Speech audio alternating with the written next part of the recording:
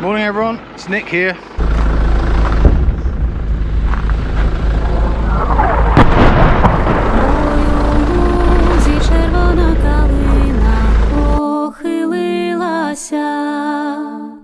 Чогось наша славна Україна зажурилась. So we've been in Ukraine since the beginning of the war, and we've been focusing on rescuing the wounded and abandoned animals from the front lines in the Donbass.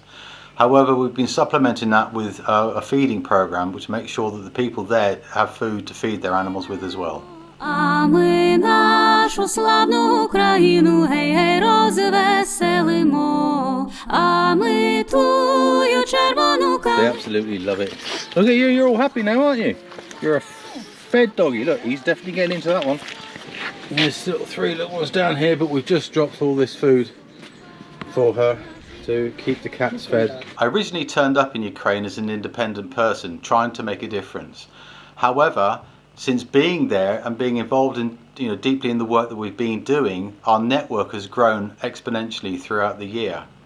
We are now part of many Facebook groups, many WhatsApp groups, and as such we get asked on many occasions to go and rescue animals and go on feeding missions as well to places like Kherson, Bakhmut, Avdiivka, Kupiansk and the Kharkiv region. You can see this town behind me is being completely and utterly destroyed.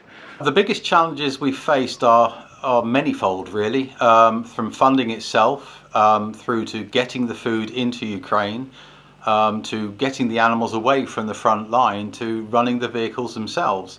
Being in the front line also means that you're in a war zone, so dodging artillery and tanks is another thing that I never expected to have to do. I can hear small arms fire. Not only that, I can hear the damn bullets ricocheting off things. You can see up there, it's just been hit by a bunch of Grad rockets now. This is what they look like. And this one's still burning hot. This is really hot to touch. But again, these are the things that we have to do to make sure that we rescue those animals. The roads down there are very punishing on the vehicles. The distances that we have to drive are quite vast.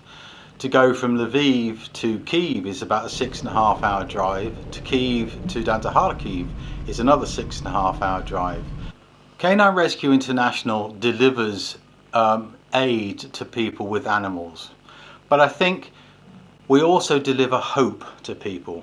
We're meeting people in the eastern villages bordering on Russia, and they've suffered at the hands of the war for many months of being occupied. So when we come across these people and they realise that we're there to help them, that in turn gives them hope. And I think hope is one of the most powerful weapons you could have in a frontline situation.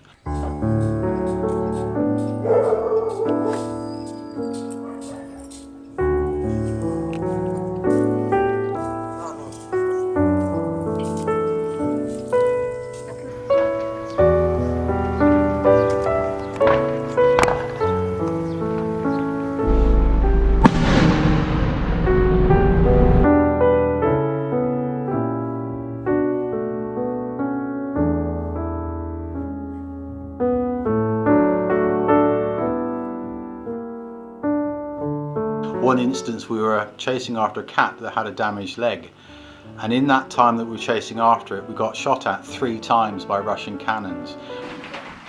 You saw it? Yeah, it's hardly surprising, that's a terrifying sound. And it's those animals that really my heart poured out to, because they didn't know what was going on. They were the innocents in all this.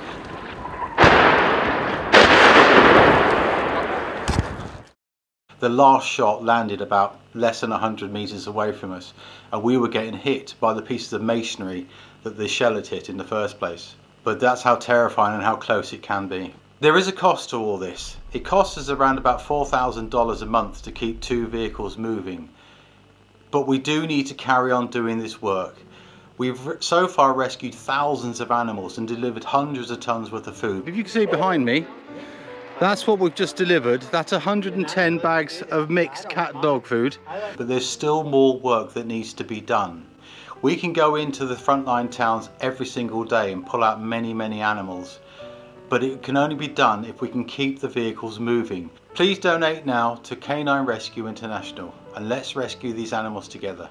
Thank you. Slava Ukraini, Heroyam Slava.